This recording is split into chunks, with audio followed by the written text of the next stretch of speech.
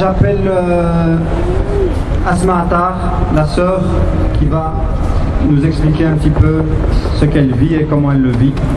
Asma.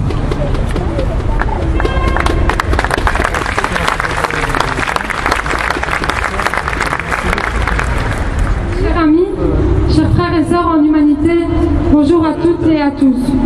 Il y a 2500 ans déjà, Périclès disait « Il n'est point de bonheur sans liberté, ni de liberté sans courage ». Aujourd'hui, cette citation, ô combien juste, résonne dans mon cœur et celle de toutes les personnes qui nous soutiennent.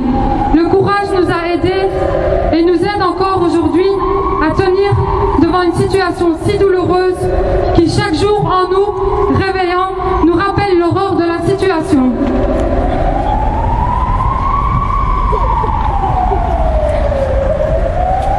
À bientôt 7 ans de silence forcé pour ne pas nuire à notre frère aimé, après plus de 6 ans de promesses non tenues par ceux qui étaient censés nous aider. Nous sommes aujourd'hui obligés de crier haut et fort notre désespoir. Un désespoir qui d'année en année n'a fait que nous plonger dans un désarroi qui devient une torture psychique mais aussi physique et morale. Plus que de ne pas savoir, plus que ne pas pouvoir, le pire est encore de savoir que ceux qui peuvent font si peu ou ne font rien.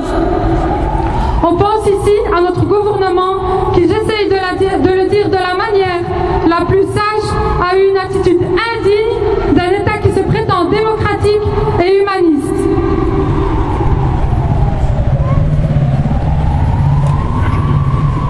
Mon petit frère n'est pas un terroriste. Mon petit frère n'est pas un assassin. Il n'est même pas un bandit. Mon petit frère Oussama est un innocent. C'est un jeune homme intelligent et bien éduqué qui avait des rêves plein la tête.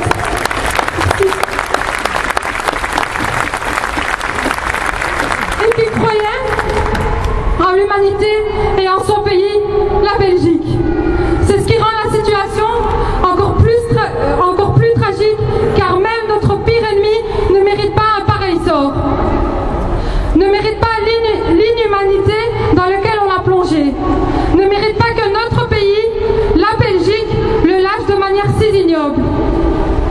Aujourd'hui, notre frère, le fils de ma mère et de mon père, qui se sont montrés tant dignes comme mes sœurs Hafsa, Safa, Imen et Noël ici présents,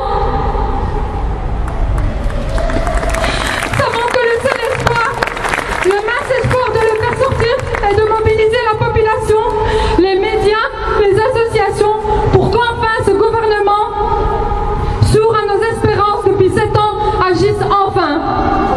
Nous appelons à une mobilisation générale en vue de sauver la vie de mon petit frère Oussama.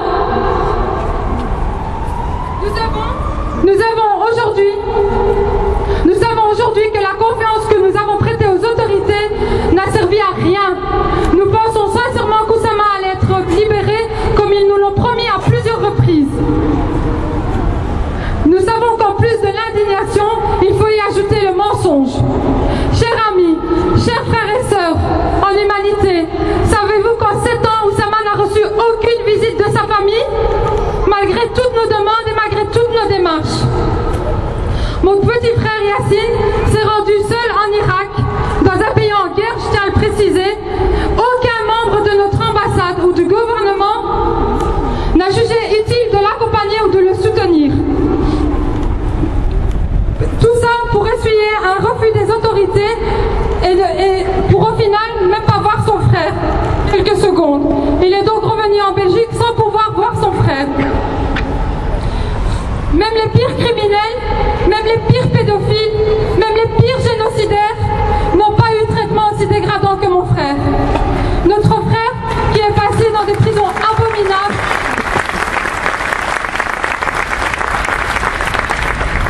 notre petit frère qui est passé dans des prisons abominables, dont celle d'Abu Ghraib, et n'a reçu en tout et pour tout que quelques lettres acheminées grâce à la Croix-Rouge qui, au passage, je les remercie pour leur formidable travail.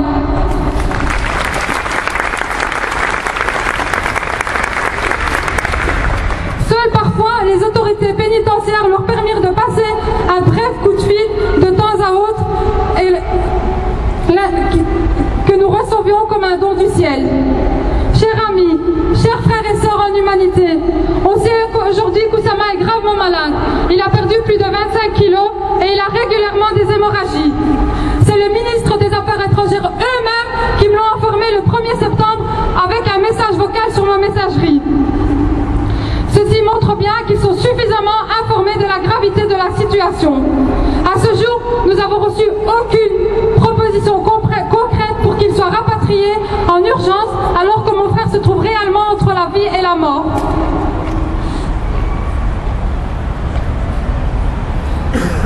Aujourd'hui, je tiens pour responsable notre ministre, M. Van Ackere, et son gouvernement d'abandonner un citoyen belge pour non-assistance en personne en danger.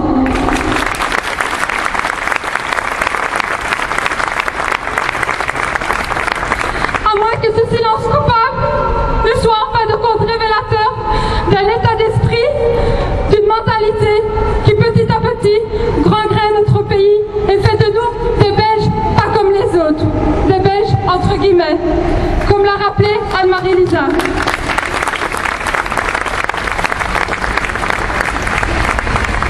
Est-ce parce qu'il s'appelle Oussama? Depuis quand et où est-il indiqué qu'un prénom doit vous condamner à tout jamais? Un Belge n'est-il pas égal à un Belge, même si plus facilement établi chez nous? Un être humain n'a-t-il pas le droit d'être soigné alors que sa vie est en danger? La diplomatie belge a pourtant montré à plusieurs reprises à quel point elle pouvait être efficace, notamment quand elle est intervenue pour la libération de Ideke, Mathieu et Vincent, 3 Belges arrêtés pour avoir franchi la frontière illégalement en Iran. Quelques semaines après, ils étaient de retour en Belgique.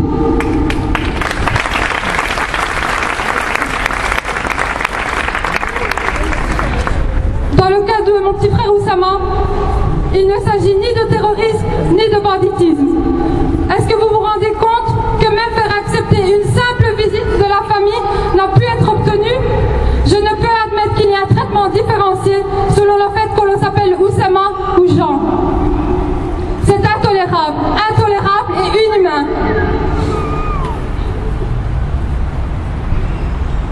D'ailleurs, dans un rapport rendu public, il était recensé le nombre de détenus belges dans tous les pays du monde. Quelle ne fut pas ma stupeur qu'à côté du pays Irak, vous savez combien de détenus belges il y avait? Zéro. Oussama n'existe pas pour la Belgique. Oussama vaut donc 0 pour la Belgique. Je suis vraiment indignée et choquée par au mieux une indifférence criminelle, au pire une volonté délibérée de laisser mon petit frère mourir à petit feu. L'horrible cauchemar que vit Oussama et la famille Attar doit prendre fin, et ce, dans les jours qui suivent. On a trop attendu et on ne peut plus attendre.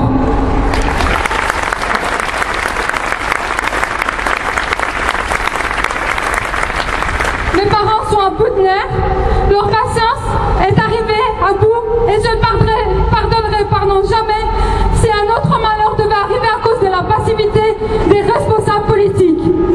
Je demande une nouvelle fois, officiellement et publiquement, au ministre, M. Steven Van Ackere, de prendre ses responsabilités et de mettre dès aujourd'hui tout en œuvre pour qu'Oussama soit rapatrié d'urgence et qu'il puisse se faire soigner dans de bonnes conditions.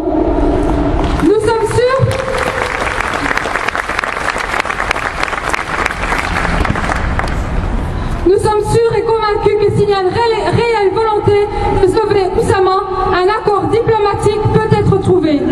Les co-détenus allemands, italiens, saoudiens, portugais ont tous été libérés il y a des mois, si pas des années.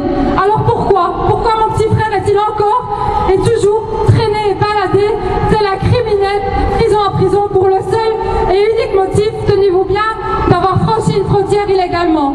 Je rappelle que l'on a rendu son jugement public. Il est disponible à tous ceux qui voudraient le consulter. Celui-ci apporte les informations suivantes. Un seul, je dis bien un seul et unique chef d'inculpation est retenu contre Oussama, à savoir un franchissement illégal de la frontière. Vous avez bien entendu.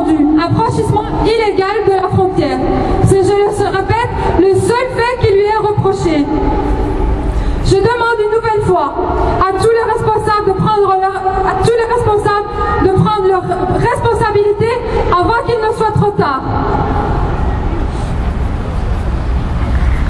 Si nous n'avions pas de résultats rapides dans les jours qui suivent, d'autres actions seront menées. Entre autres, je vous invite tous, ici manifestants, devant un sitting devant le bureau de Monsieur le ministre Van Ackere, et ce, avec ou sans autorisation.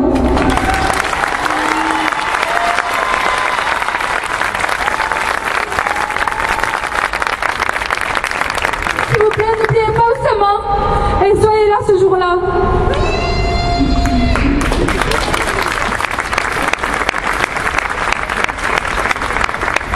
Aux responsables des affaires étrangères et de la diplomatie belge, j'ai une question.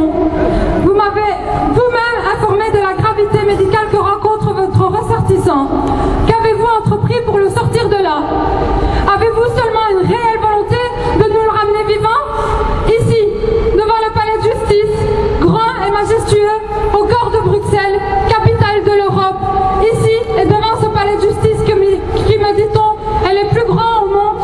Où est la justice, chère Belgique?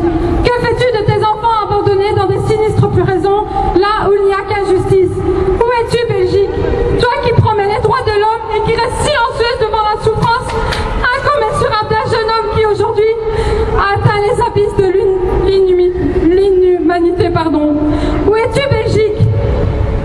Toi et tes valeurs humanistes, apprises à l'école et qui aujourd'hui nous démontrent par l'absurde ton double discours. Où es-tu, Belgique, pour un de tes enfants qui, même basané, comme on dit, a droit à ta protection et à ta solitude? Où toi, Belgique, silencieuse et complice, que dirais-tu demain si mon frère venait à rendre l'homme? Qu'il était coupable d'avoir franchi une frontière sans visa? Qu'il était arabe? Qu'il était un musulman? Ou alors qu'il était un belge, entre guillemets? Allons-nous subir?